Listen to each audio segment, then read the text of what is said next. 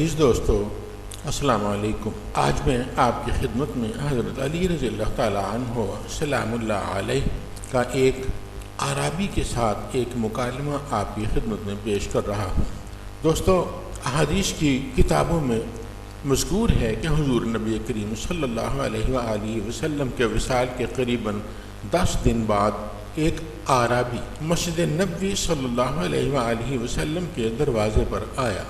اس اعرابی نے اپنا چہرہ چھپا رکھا تھا۔ اس اعرابی نے حضور نبی کریم صلی اللہ علیہ وآلہ وسلم کے وصال پر افسوس کرتے ہوئے دریافت کیا کہ حضور نبی کریم صلی اللہ علیہ وآلہ وسلم کے وصی کون ہیں؟ حضرت سیدنا ابو بکر صدیق رضی اللہ تعالیٰ عنہ نے حضرت سیدنا علی المرتضیٰ رضی اللہ تعالیٰ عنہ سلام اللہ علیہ کی جانب اشارہ کر دیا۔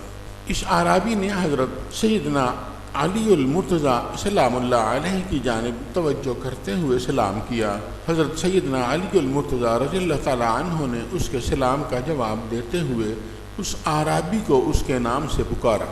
اعرابی نے جب حضرت سیدنا علی المرتضیٰ سلام اللہ علیہ کے منہ سے اپنا نام سنا تو وہ حیران رہ گیا اور پوچھنے لگا کہ آپ کو میرے نام کے متعلق کیسے معلوم ہوا؟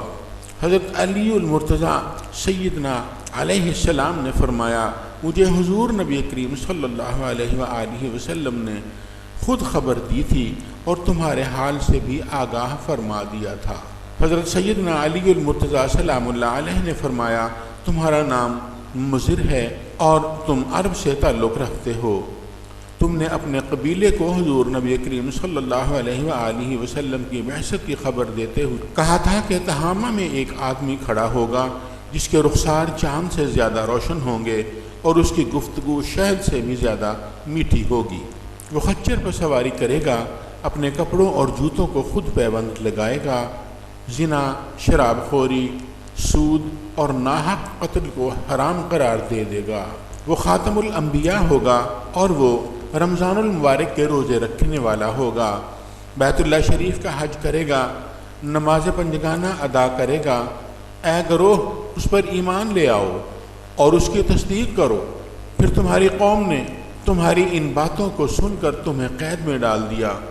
جب حضور نبی کریم صلی اللہ علیہ وآلہ وسلم کا وصال ہوا تو تیری قوم سیلاب سے غرق ہو گئی اور تجھے قید خانہ سے رہائی نصیب ہوئی۔ پھر تیرے کانوں میں غیبی آواز آئی، اے مضر، محمد رسول اللہ صلی اللہ علیہ وآلہ وسلم وصال فرما گئے ہیں۔ تو ان کے صحابہ کرام رضوان اللہ تعالی علیہم اجمعین سے ملنے مدینہ منورہ جا اور حضور نبی کریم صلی اللہ علیہ وآلہ وسلم کے روضہ مبارک کی زیارت کر اس اعرابی نے جب حضرت سیدنا علی المرتضیٰ سلام اللہ علیہ کی زبانی تمام حال سنا تو اس کی آنکھوں سے آنسو جاری ہو گئے۔ اس نے آگے بڑھ کر حضرت سیدنا علی المرتضیٰ سلام اللہ علیہ کے ہاتھ کا بوسہ لیا اور عرض کیا کہ میں آپ سلام اللہ علیہ سے کچھ سوالات کرنا چاہتا ہوں۔ حضرت سیدنا علی المرتضیٰ سلام اللہ علیہ نے فرمایا، تم سوال پوچھو، میں انشاءاللہ تمہیں شافی جواب دوں گا۔ اعرابی، وہ کون سا نر ہے جس کا باپ اور ماں نہیں؟ حضرت علی سلام اللہ علیہ، حضرت آدم علیہ السلام۔ اعرابی، وہ کون سی مادہ ہے جو بغیر ماں باپ کے موجود ہوئی؟ حضرت علی سلام اللہ علیہ، حضرت حوا علیہ السلام۔ اعرابی، وہ کون سا نر ہے جو نر کے بغیر پیدا ہوا؟ حضرت علی سلام اللہ علیہ، حضرت عیسیٰ علیہ السلام۔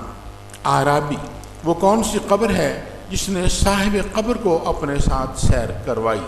حضرت علی سلام اللہ علیہ نے فرمایا، حضرت یونس علیہ السلام جو مچھلی کے پیٹ میں رہے اور مچھلی انہیں لیے 3 دن تک پھرتی رہی۔ اعرابی، ایسا جسم جس نے ایک بار کھایا پھر کبھی نہیں کھایا؟ حضرت علی رضی اللہ تعالیٰ عنہ نے جواب دیا، حضرت موسیٰ علیہ السلام کا عصا جس نے سانپ بن کر فرعون کے جادوگروں کے جادو کو ایک لقمہ میں ختم کر ڈالا۔ اعرابی، زمین کا وہ ٹکڑا جہاں سورج ایک مرتبہ چمکا؟ حضرت علی سلام اللہ علیہ نے فرمایا، دریائے نیل کی زمین جو حضرت موسیٰ علیہ السلام کے لیے پھاڑ دی گئی تھی۔ اعرابی، ایسا پتھر جس سے جاندار کی پیدائش ہوئی؟ حضرت علی سلام اللہ علیہ نے فرمایا، حضرت صالح علیہ السلام کی اونٹنی۔ اعرابی، ایسی عورت جس نے 3 ساتھ میں بچہ جنا۔